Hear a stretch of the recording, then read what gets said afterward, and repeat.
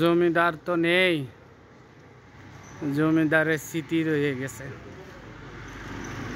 এটা কি আমাদের প্রমাণ দেয় না যে অহংকার আসলেও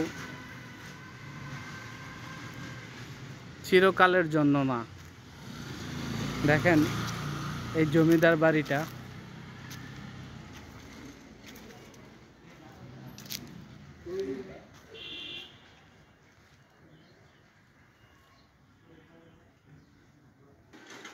কত সুন্দর কারুকাজ করা, তবে এর এখন কোনো মালিক নাই, নামই জানে না আসলে এটা কোন জমিদার বাড়ি। এখানকার মানুষ নামই জানে না এটা কোন জমিদার বাড়ি। কিসের এত অহংকার আমাদের! ইয়া আল্লাহ!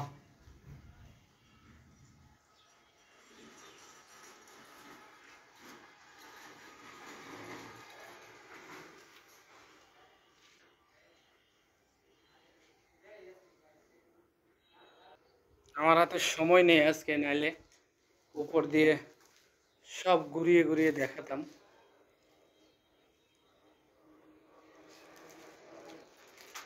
জমিদার তো চলেই গেছে, বাট স্মৃতিগুলা রয়ে গেছে।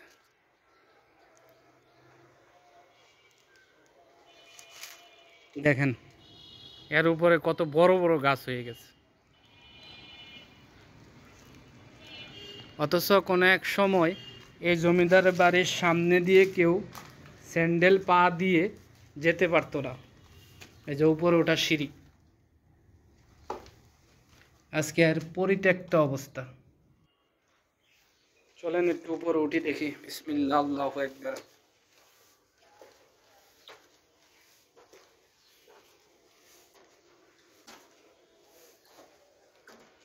হচ্ছে দোতলায়।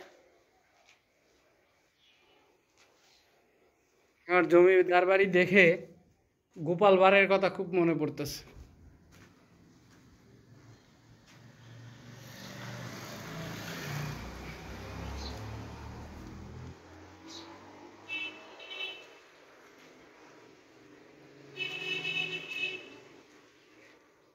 সব কিছু রয়ে গেছে, বাট জমিদার বাবুই নেই।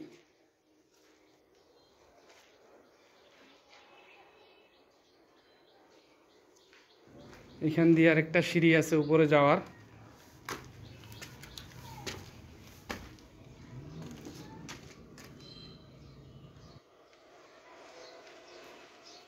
এখন যে আমি কোত্থেকে উঠছি আর কিভাবে নামবো আমি নিজেও জানি না। এদিক দিয়ে ছাদে আসা যায়।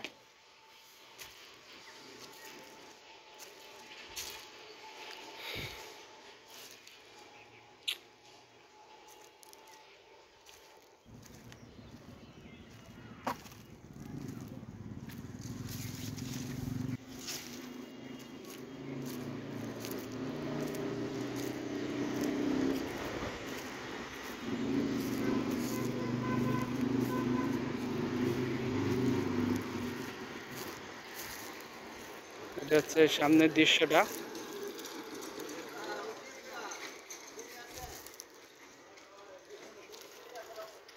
সামনের দৃশ্যটা আমি আসছি এই পাশ দিয়ে, অথচ এই পাশ দিয়ে নামার জায়গা আছে।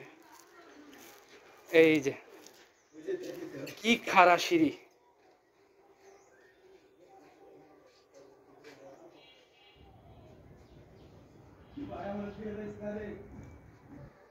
এমন ভাবে তৈরি করছে, এটা ব্রিটিশ আমলের জমিদার বাড়ি, বাট এখনো অক্ষত আছে।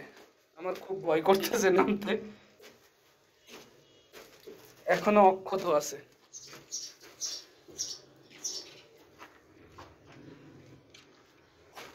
পরিত্যক্ত পরিত্যক্ত অবস্থায় আছে তো।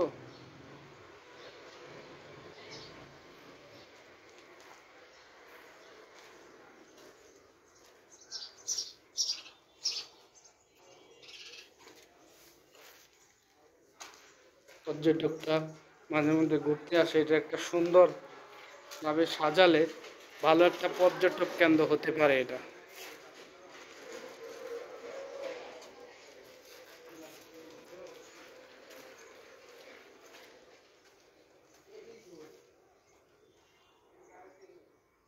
দেখেন কি খাড়া।